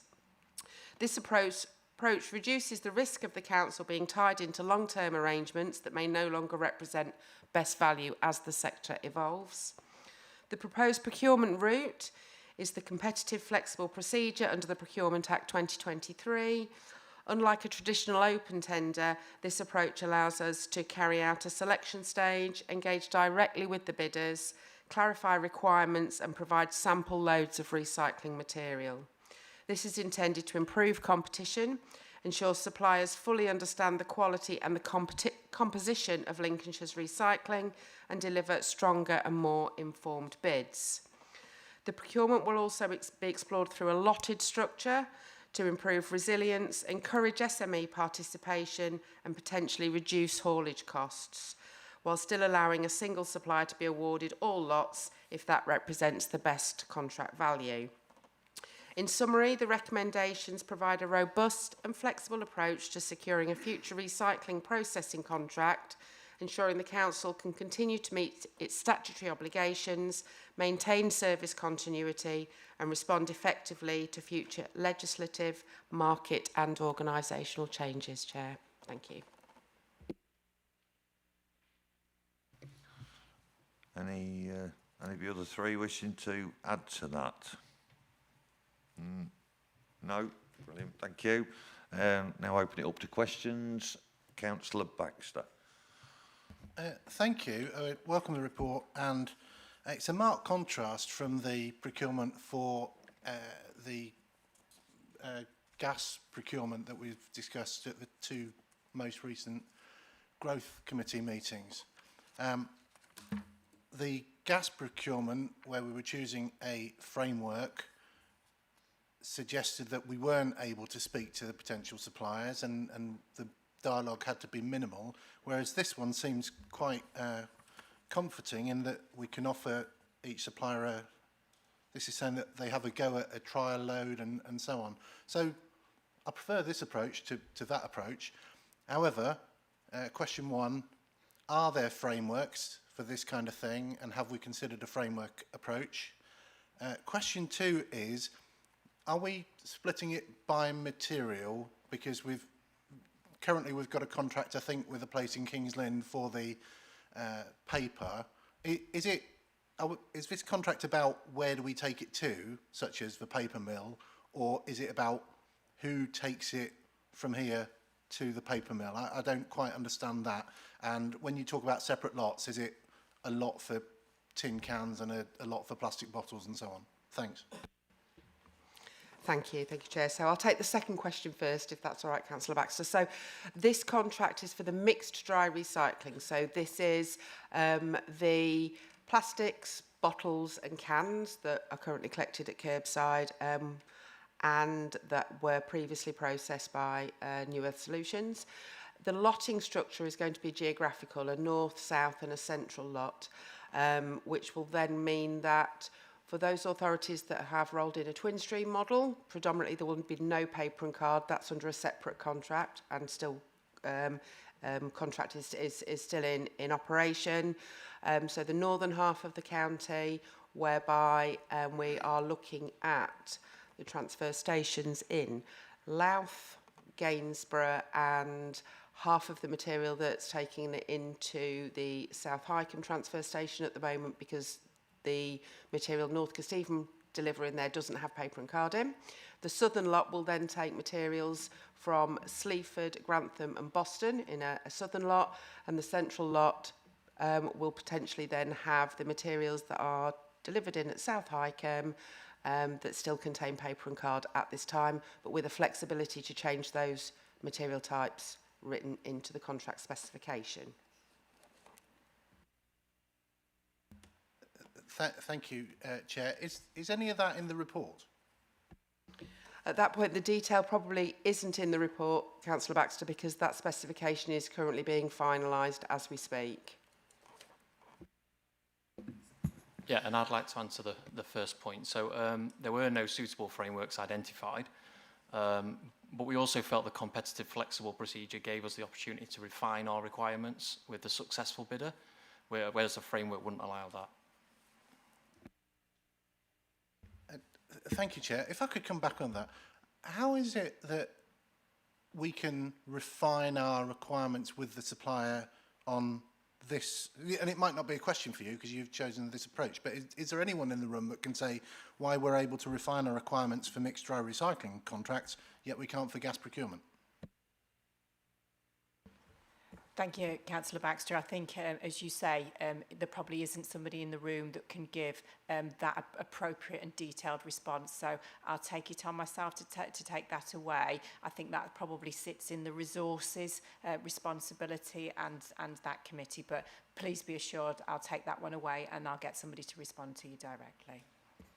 And if I may, Chair, just going back to my earlier opening statement, in anticipation that somebody might ask about why are you making a contract extension with LGR, just to reassure that obviously in developing this commercial strategy, the service in conjunction with colleagues in the commercial team, what we've done is we didn't considered what the impact of LGR might be, but what we've had to do is balance kind of service continuity, value for money, vesting day readiness, and also have a future contract that provides enough flexibility to be able to be accommodated by those two new unitary authorities. So it has been complicated, but this was felt to be the best fit to think ahead about what LGR might bring. Chair, sorry to butt in, but does that mean that the lotting structure reflects the outcome of the LGR decision? No, the lotting structure reflects operational activity for the next 18 months, but the contract reflects the flexibility to take into account those two new unitary geographical areas. I think, like you say, it's getting back to the complexity of getting the structure right. So, yeah, I totally get what Councillor Baxter is saying. Councillor Parkinson. Thank you, Chair, and thank you, Nicole, for taking on board my comments about LGR. I know it's one of those things I appreciate. It's very difficult for this council at this moment in time to plan for it. The only thing I would raise is that in the next item, we're talking about a 2-year contract. This one is a 4-year contract. So what's the need for the longer initial contract length? And are we in a position where we're going to bind potentially both of our future successors to the same contract moving forward? Yeah, so on this one, so we held pre-market engagement with the suppliers, and typically on this sort of project, they would favour longer-term contracts because they have a lot of investment up front. So it's quite difficult to introduce really short contracts for this sort of work. So we've balanced that need with the flexibility for legislative changes as well. But we also have introduced lotting, which should help with any disaggregation if we need it later on. And we also have break clauses, just to add to that one. So they are within the contract. So those are break clauses that are in favour of us as a council. Yeah, No additional cost then, is there? Yeah. Thank you. Councillor Carrington. How many this time? Thank you very much, Chairman. Well, one of them may just have been answered, but I was going to see if I could ask 3 questions in 3 words and 3 letters. Let's see if this... I think our officers know me well enough for me to get away with this. The questions are as follows. Break clauses, question mark. KPIs, question mark. Routing, question mark.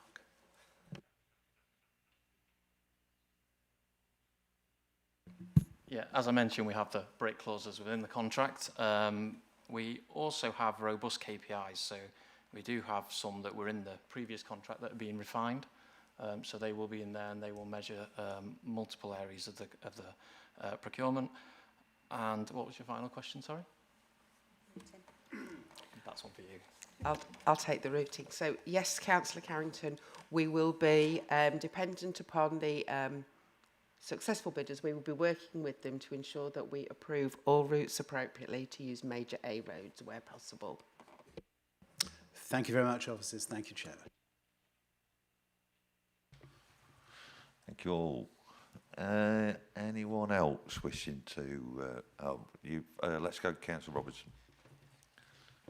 Thank you, Chair. Yeah, thank you for this report. Like Councillor Baxter said, I think this is a much more transparent procurement process compared to the gas procurement. I would like to know, because it says repeatedly throughout the paper that it says you want to try and get more bidders. So I want to know realistically how many bidders are you looking for or expecting? How the council considers this to be sufficient competition for value of money, and what have you changed in this particular procurement compared to last time? Thank you. Yeah, so we conducted pre-market engagement. So there were 2 separate notices that went out to alert the market that this was an opportunity that was coming up, and we invited them to discussions with us. So we had 10 responses to the first questionnaire, and then we had 7 suppliers turn up to an in-person event where we talked about the procurement. So we would anticipate a fair chunk of those should bid, and there may also be others who weren't there on that day who may also wish to bid. So we've been as open as we can. The market it is going to be available to anybody to put a proposal in. So yeah, that's as much as I can say on the first point. And regarding what we've changed, so our quality has changed dramatically since the last time we did a procurement process, and we have been very aware to let the market know about the work that Rachel and her team have done to significantly improve that quality. Luckily for us, things that have changed during the last procurement process or the Procurement Act has come into place. So it has provided a new procedure, which is the competitive flexible procedure, which allows us to develop that procurement process in a way that we have to be open and transparent to the market, but it allows us to add things in like sample loads, for example. So that will allow bidders to have a load of our material to see what that composition looks like. We've also had, because of the fire in Barkston, a number of their competitors have also taken our material, so they're fully aware of what the quality of that material is like as well. So we've done significant work around what can we do within the procurement process to alert the market that actually our quality of material is a lot higher than it was previously. In the previous round, we only received 3 bids. And one of those dropped out during the process, so we only had 2 competitive bids.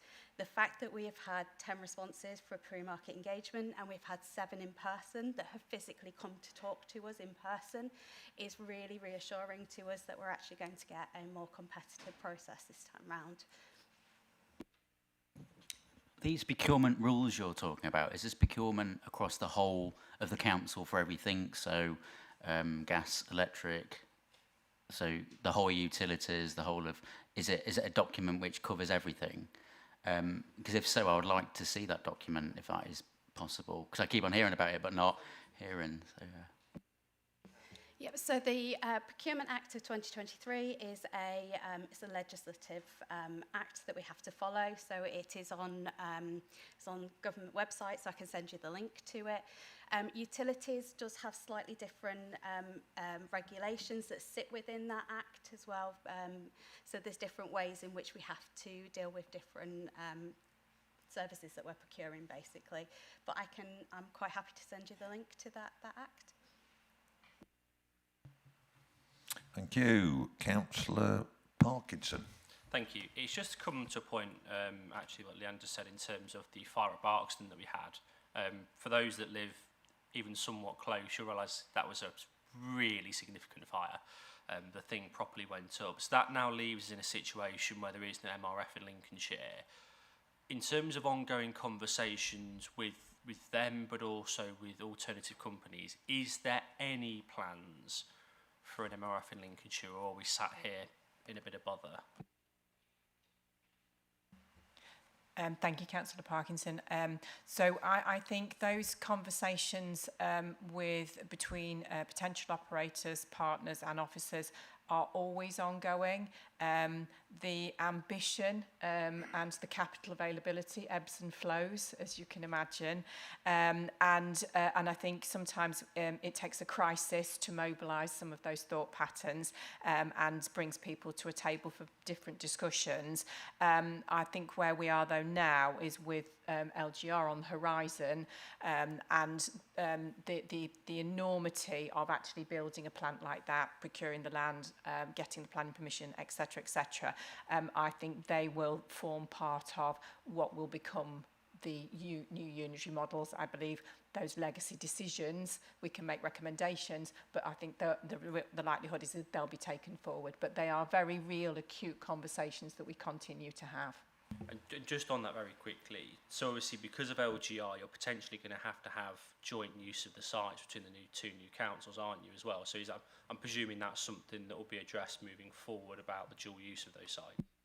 Precisely, referring back to Councillor Baxter's comment, our asset management and the redrawn map that unitaries bring with that will be a conversation absolutely to be had.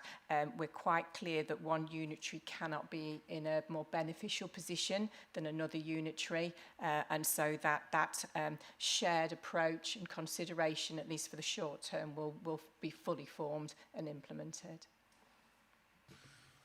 Thank you, Nicole.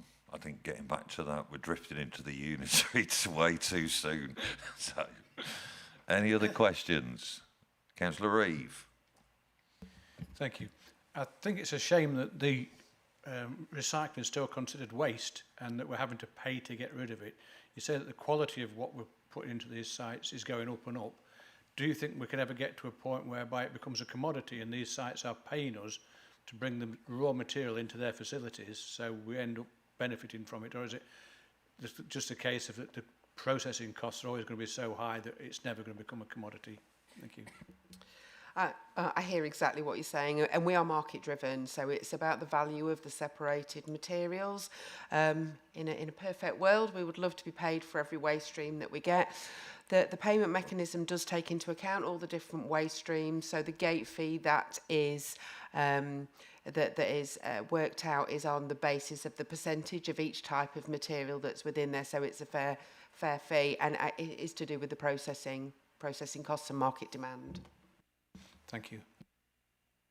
If I may just come back in on that one, I think the paper and card is a perfect example of where a valuable commodity, if we look after it and we provide clean, dry, separated source, there is a value in that we can derive. And as you say, the better quality, the cleaner our material is. Not only is the less processing that it requires and the cost, but the greater value then it potentially has for truly unique recycling. Thank you. Anybody else? No? Brilliant. Thank you very much. Right, well, this now concludes the discussion on the item. A summary of comments will be captured by the Senior Scrutiny Officer and will be shared to the Executive Councillor for the Environment for consideration. I'd like to propose that the committee has reviewed and scrutinised the report, the Executive Council of the Environment. Please raise your hands if you agree. That's unanimous. Thank you. Item 7. Reprocurement of the HWRC management contract. This pre-decision scrutiny report can be found on pages 67 to 82 of the agenda pack. This decision is due to be considered by the Executive Council for the Environment between the 5th and the 12th of August 2026. This report will be presented by Liam Fotherby, Senior Strategic Commercial Procurement Manager, Rachel Stamp, Waste Partnerships and Project Manager, Carl Newell, Commercial and Procurement Manager, and Nicole Hilton, Assistant Director, Communities Deputy Director of Place. You choose. Thank you. Thank you, Chair. Me again. So this report is to be scrutinised and your views taken on the proposed reprocurement of the Household Waste Recycling Centre, HWRC's management contract. Again, we have a statutory duty as the Waste Disposal Authority to provide these facilities, and the current contract expires in March 2027. Again, all available extensions on the existing contract have been utilised. In Lincolnshire, we currently operate a network of 11 HWRCs with 10 sites managed through contractual arrangements and Tattershall continuing as an in-house facility. The network is performing strongly, achieving recycling rates of 69.1%, which is above the UK average, and continue to meet the Council's policy of providing a site within 12 miles for at least 95% of all residents. The report recommends procuring a replacement contract using the open procedure under the Procurement Act of 2023. This is a single-stage procurement process which provides a straightforward, transparent and efficient route to market.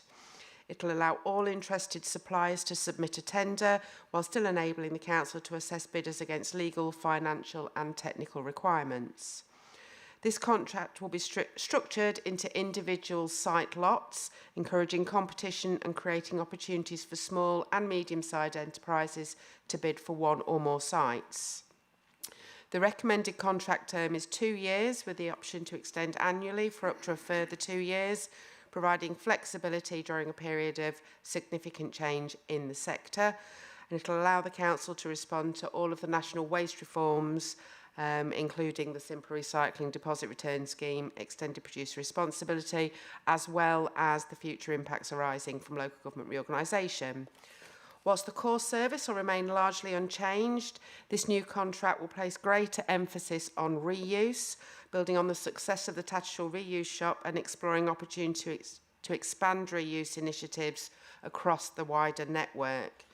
The contract will also seek to maximise social value through local employment, apprenticeships, skills developments and partnerships with community organisations and charities. The estimated value of the contract is approximately £8.4 million over 4 years, so equating to around £2.1 million per annum, and is expected to be met from the existing budget provision. The recommendation before members is therefore to scrutinise this report and support the proposed procurement approach and contract duration to ensure the continued delivery of this important statutory service while maintaining flexibility and encouraging competition, supporting high levels of recycling and reuse across Lincolnshire. Thank you, Chair. Any other officers wishing to add? No. Sit time. There we go. All right, I shall now open it up for questions from members. Councillor Whittaker. Thank you, Chair. Thank you for your report, Rachel. You say that Tattershall is an in-house managed site. Would it be more profitable for us to run all of the 11 sites instead of putting the other 10 out to contract? Thank you. Yeah, so this is something that we have looked at and considered and appraised. To be fair, Tattershall acts as a really good control site for us because we can understand and test new strategies, we can understand what is and isn't the art of the possible. In terms of the other 10, it is very highly labour intensive, this contract. A lot of staffing, a lot of toing and froing and taking on new staff, losing staff. To be able to manage that is very labour intensive. So not only will we need to have the management on site, we would then need the resource to manage that as a whole across the entirety, which makes it does make it a very difficult task and a very expensive task to do it in-house for 11 sites. It's manageable and scalable on one site, and the benefits there for us are we're able to then understand how the standards we want to see of our contractors and be able to hold them to account in the contract management. So it was deemed that it's a better solution to leave those 10 as externally managed sites. Thank you very much. Councillor Carrington. Thank you very much, Chairman. Two questions, if I may, deal with them separately. Firstly, where do officers think the greatest failings are at the moment in the current situation, both in terms of the operation of the sites and of the contractual arrangements we have, and how will those failings be addressed in the new contract that's being considered? Thank you. So I guess whether we look at them as failings or where we think there are further opportunities, we've certainly seen through the success of the work that we have done at Tattershall in terms of the reuse element that we believe there are more materials that can be salvaged for reuse on each of our existing sites. So what we're looking to do is very much change the focus around how that material is salvaged and how that is then taken back into the reuse market, either through reuse shops or by controlling that ourselves. I think there's a huge gap in there that we are able to improve in terms of what we're doing in terms of both the waste hierarchy, but internally in terms of the costs as well. I think there's some significant benefit to be had by looking at that. And also then by managing the flow and contract managing these really robustly.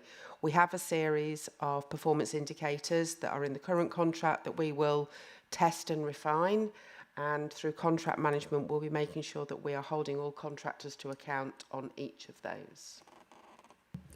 Thank you, Chairman. I have to say, in regard to that question, I was thinking more in terms of endless queues, but I do take the opportunity that, you know, rather than just threats angle, it's always good to see positive thoughts. My second question kind of goes back to the issue Councillor Whittaker raised. And by the way, I think we'd all like to associate ourselves, I'm sure I would, with Councillor Brooks' comment about the awards you guys have won across the team. Very, very well done. Very well deserved. And it was really the Tattershall one that prompted my next question. I absolutely get the fact that LGR is approaching. It's come up again and again in this meeting, and right that it should. I absolutely get somebody described as a train heading towards us at high speed. Well, one of the carriages on that is section 24, where we won't be able to make big changes very shortly.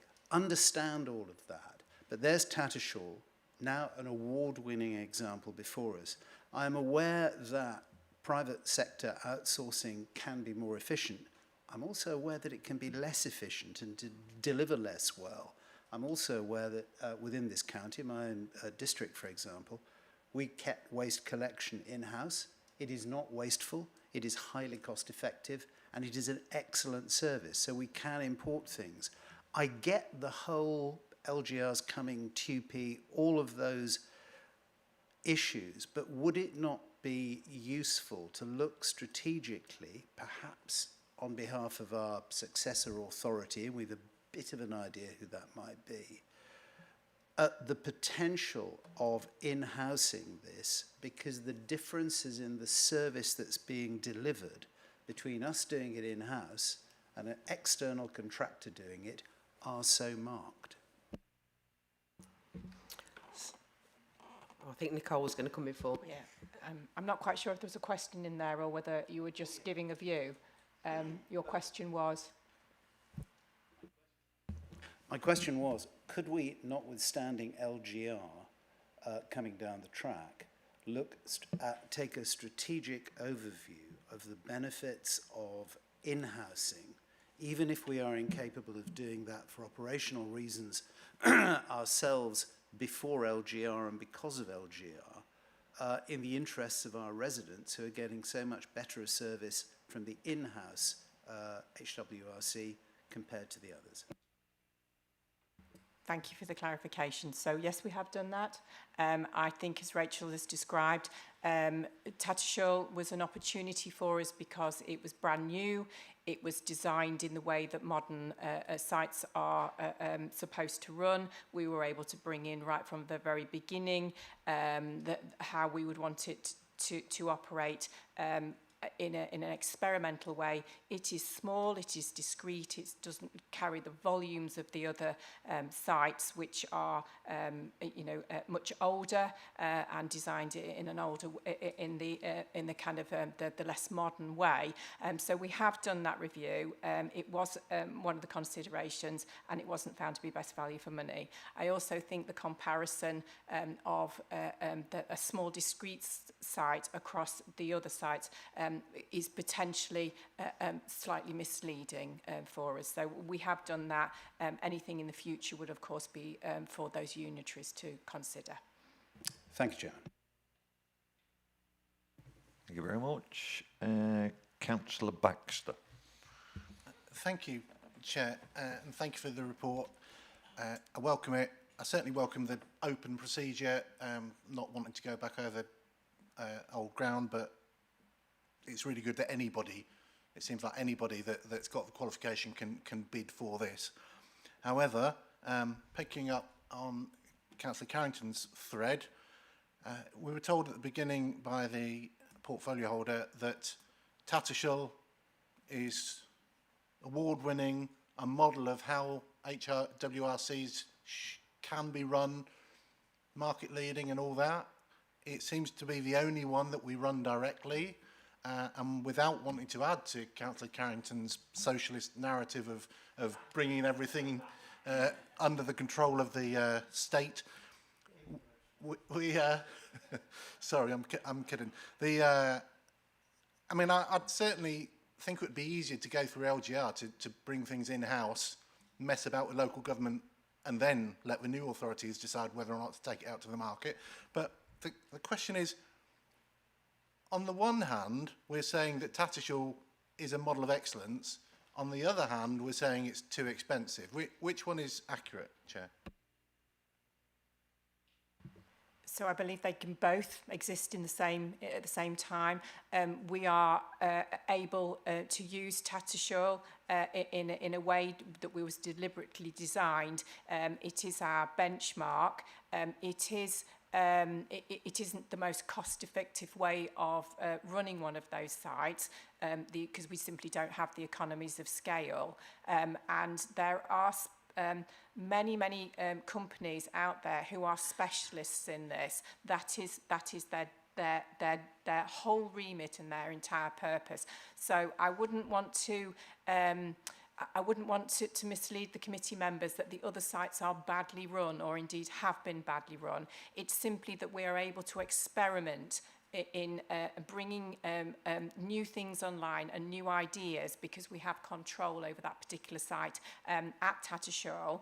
When we find something that then works, we build the contracts for the other sites for them to adopt them and implement them. So it's almost like our trial or our pilot site is how we run it.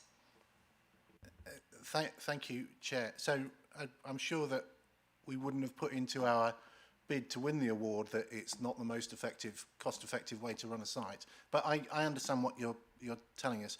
With that in mind, you said that you wouldn't want to say that the other sites are badly run. Customer feedback, I would say, suggests that there is definitely room for improvement. A part of that improvement may or may not be the booking system that may or may not keep people away that shouldn't be there in the first place. But nobody wants to be queuing out onto the Cherry Holt Road in Bourne, if I've got the right road. So within the contract, have we baked in the booking system? Does the new contract reflect the booking system? Does it need to?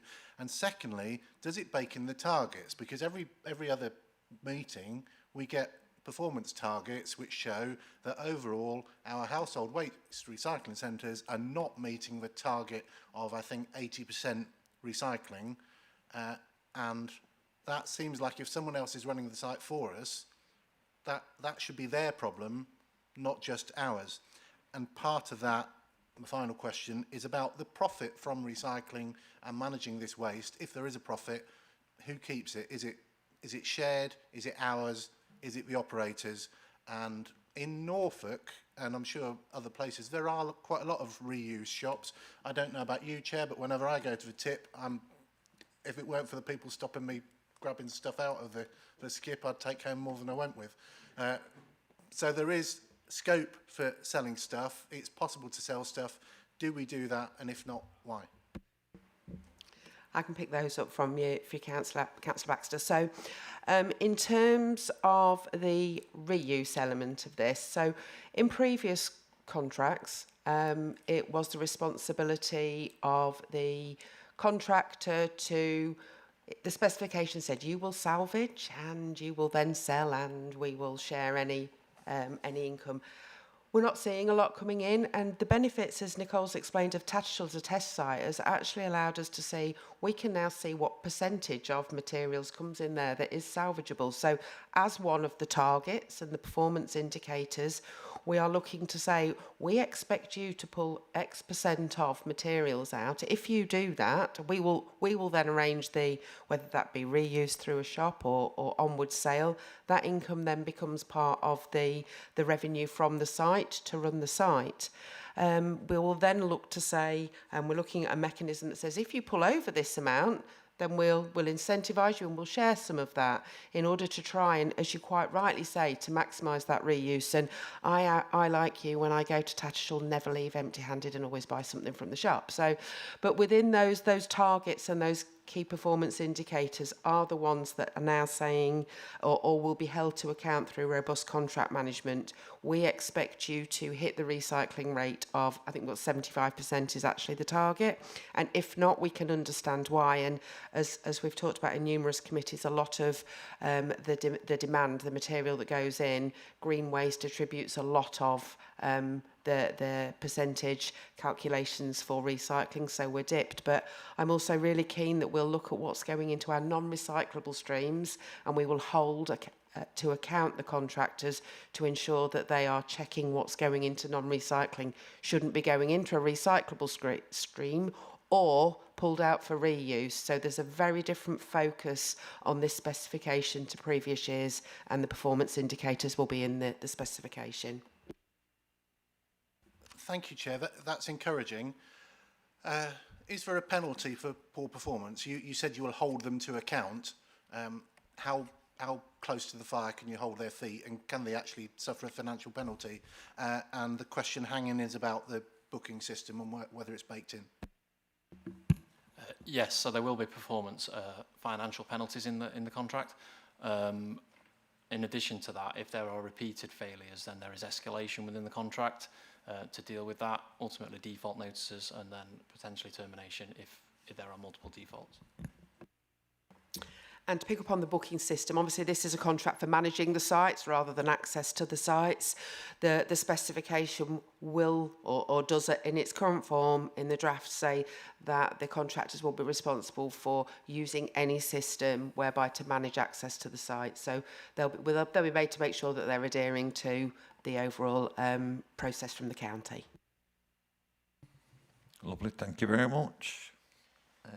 Councillor Parkinson. Thank you. It's just to come back to the comments made about the in-housing and then the economies of scale. This is an area that is going to increase in scale, though, in terms of the amount of properties that are going up in Lincolnshire, the increase in population, the increase in use, and potentially more sites. So when it comes to the efficiency scaling, do we know what the tipping point is where in-housing would become more cost efficient? Because obviously more sites, the more effective having an in-house management team would be.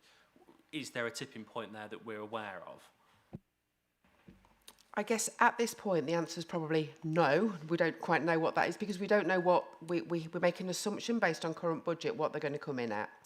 But it's also, we know through experience of the number of staff we hold on Tattershall, the amount of management, multiply that by 11 and it does start to become very large. So I think there's something in there about we've got 2 years plus 1+1, which will allow us to, with the break clauses, understand at that point if that's the most effective way, if there are any other improvements that we've been able to make at that point.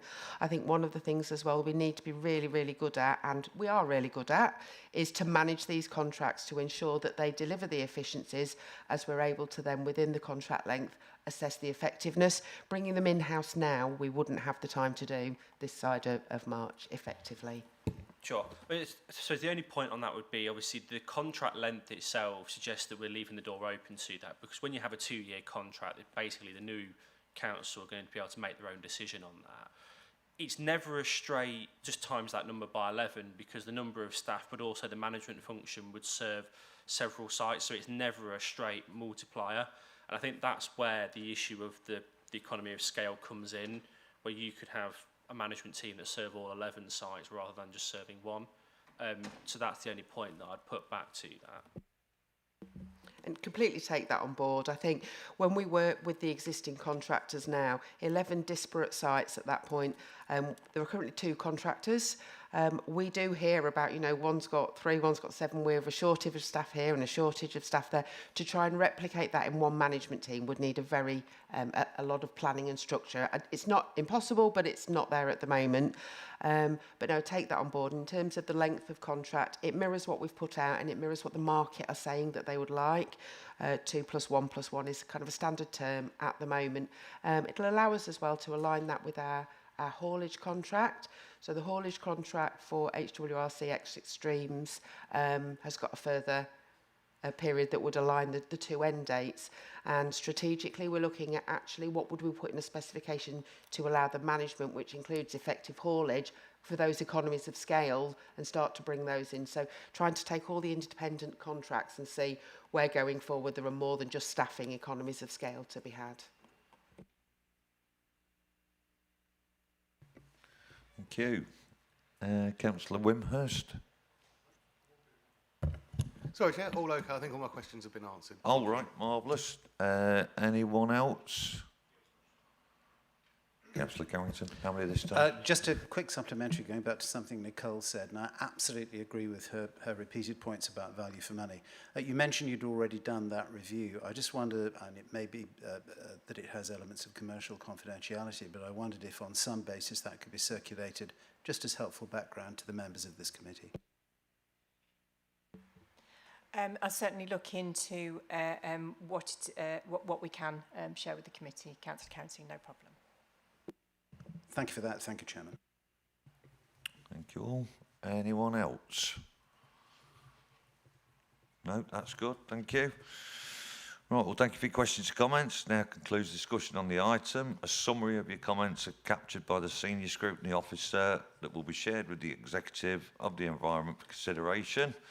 I'd like to propose that the committee has reviewed, scrutinised the report for the Executive Council for the Environment. Please raise your hand if you agree. Unanimous. Thank you very much. Right, now move on to item 8. The Environmental Scrutiny Committee Work Programme. This item is on pages 83 to 88 of the agenda pack. This item enables the committee to comment on the content of its work programme. This report will be presented by Tracy Johnson, Senior Scrutiny Officer. Over to you, Tracy, please. Thank you, Chairman. So the committee's next meeting is on the 11th September. The committee has a number of items, including an additional one which I will report to you. So firstly, there will be the Flood Risk Management Authority's update from the Environment Agency and Anglian Water and the Internal Drainage Boards. The Quarter 1 Scrutiny Committee Performance Report. and the Environment Policy Action Plan. And in addition, there's also a pre-decision item in relation to the future project groundwater proposals, and that will be a decision by Councillor Brooks. We're just waiting for the decision date range for that one, but they're the 4 items for the committee at the next meeting. Happy to take any suggestions. Thank you, Chairman. Thank you. Councillor Parkinson. Thank you, Chair. A couple of suggestions. So, given the fact that we're in the middle of a massive drought all over the country, and yet there's no items talking about what this council is doing to support local farmers, local businesses, potential action plans to deal with the drought. There's a lot on here about flooding, which is great. Nothing about droughts, which is particularly relevant right now. So I feel like we probably need something to update this committee on what this council is doing based on the current weather events, if that's possible. So with regards to water resources management, yes. Certainly I'll talk to my colleagues in environment, and I'm sure they will be able to provide a subject topic on that. We'll take that forward. Yeah, it feels Thank quite you. pertinent given the current time of year. If we're talking about flooding, well, that's great and something we need to do, but right now there is the complete opposite issue that we have. With regards to that. A couple of other things on the work programme. I know that Councillor Brooks mentioned very briefly about the Section 19s, but again, having consistent Section 19 updates is normally quite beneficial in terms of when we know what's going on. Is there an increase in numbers? Where are they in the process? Also, the capital programme updates as well in terms of where we're at with those, and then obviously the flood resilience schemes as well. These are all things that I think should be brought fairly regularly to this committee. To see Matthew nodding, did you want a comment, Matthew?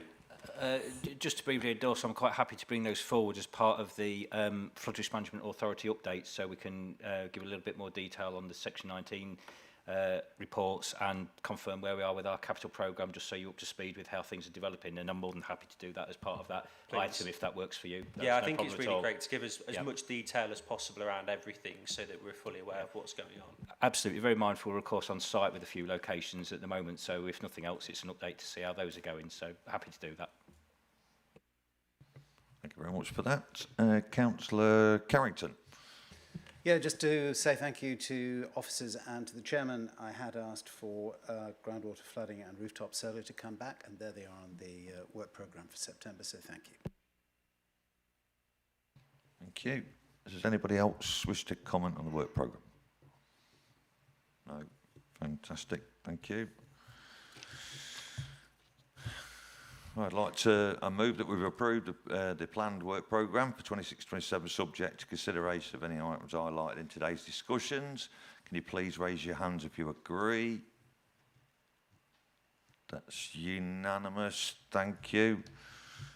Well, that concludes the business for today. Thank you all for your comments and input, and have a safe journey home.